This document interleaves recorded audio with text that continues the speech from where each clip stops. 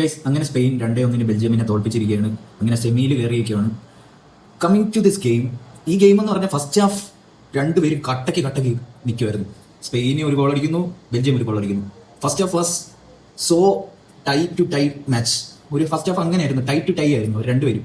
But second half കോർട്ടുവയ്ക്ക് ഒരു injury പറ്റി. കോർട്ടുവേനെ അവിടെ സബ് ചെയ്തപ്പോൾ ബെൽജിയമിന്റെ ഒരു കോൺഫിഡൻസ് ലെവൽ കുറഞ്ഞ പോലെ ഒന്ന് തോന്നി.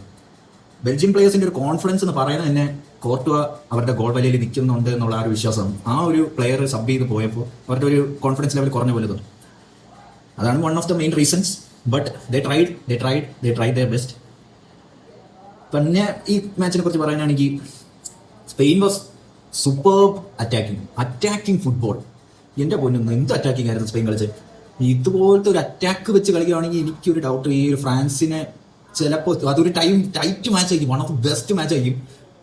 യമാൽ തന്നെ ഏതോ ഒരു ഇന്റർവ്യൂവിൽ പറഞ്ഞിട്ടുണ്ട്, ഫ്രാൻസ് ബെസ്റ്റ് ടീമാണെന്ന് നമ്മൾ അംഗീകരിക്കത്തില്ല സ്പെയിൻ, അപ്പോൾ നമ്മൾ ഏത് ടീമാണെന്നൊക്കെ അവർ പറയുന്നുണ്ട്.